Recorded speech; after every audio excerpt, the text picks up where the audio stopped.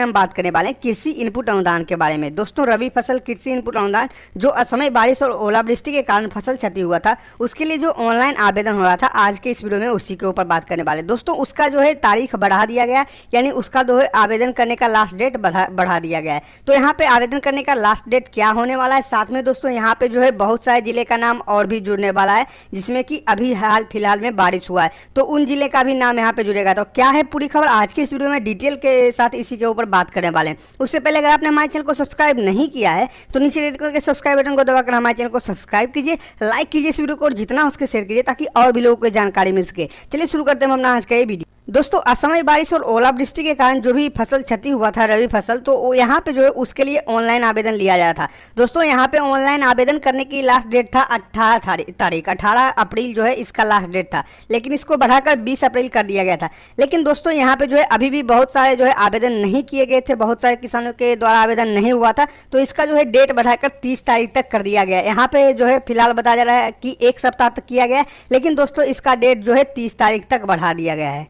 आपको पूरा डिटेल में मैं बता देता हूं कि यहाँ पे जो कृषि इनपुट के लिए आवेदन का मिलेगा और मौका। यहाँ पे बताया गया कि मुख्यमंत्री ने निर्देश दिया है कि फरवरी मार्च में वर्षा और ओलावृष्टि से हुई फसल क्षति पर कृषि इनपुट अनुदान के लिए जो किसान आवेदन नहीं कर पाए उनके लिए कम से कम 1 सप्ताह का और मौका दें। यहाँ पे जो है जितने लोग आवेदन नहीं कर पा रहे थे उनके लिए 1 सप्ताह का मौका और दिया गया है, यानी 1 सप्ताह उनको टाइम और दिया गया है। यहाँ पे बताया जा रहा है कि 1 सप्ताह का मतलब यहाँ पे जो है 30 तारीख तक लगभग यहाँ पे जो है डेट चलेगा। यहाँ पे सभी के द्वारा बताया जा रहा है कि 30 तारीख तक जो है इसका लास्ट डेट रहेगा।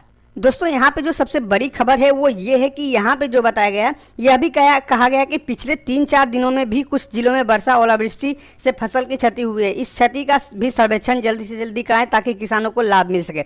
दोस्तों, यहाँ पे जो 3-4 दिन से बारिश हो रहा था, यानी 3-4 दिन पहले जो बारिश हुआ था उसमें भी जो है जितना जिले का फसल क्षति हुआ है उसको भी यहाँ पे अनुदान मिलने वाला है, यानी उनका भी जो है यहाँ पे आवेदन होने वाला है। दोस्तों, अभी यहाँ पे क्लियर नहीं है कि कौन कौन से जिले में जो है इतना क्षति हुआ है, कितना क्षति हुआ है और कितना जो है कौन जिलों का इसमें नाम जोड़ा जाएगा, लेकिन यहाँ पे कुछ जिले का नाम जरूर जोड़ा जाएगा जो जिसमें कि अभी जो है हाल फिलहाल में ओलावृष्टि और वर्षा हुआ है। तो ये बहुत ही अच्छी खबर है उन जिलों के लिए जिनका अभी जो है इन 23 जिलों में नाम नहीं था, उन जिलों का भी नाम यहाँ पे आने वाला है। दोस्तों, आप इस चैनल को सब्सक्राइब करके रख लीजिए, यहाँ पे बेल आइकन भी दबा लीजिए, क्योंकि जो है इसमें अपडेट मैं जल्दी से जल्दी लाकर आपको दूंगा कि कौन कौन से जिले का इसमें जो है नाम जुड़ने वाला है या फिर जुड़ेगा आवेदन के लिए। तो अगर आप ये जानना चाहते हैं कि और कौन कौन से जिले का नाम इसमें जुड़ने वाला है तो आप जो है इस चैनल को जरूर से सब्सक्राइब करके रख लीजिए। आई होप दोस्तों आपको ये वीडियो पसंद आया होगा। अगर ये वीडियो पसंद आया तो लाइक कीजिए इस वीडियो को, सब्सक्राइब कीजिए हमारे चैनल को, साथ ही शेयर कीजिए इस वीडियो को ताकि और भी लोगों को जानकारी मिल सके।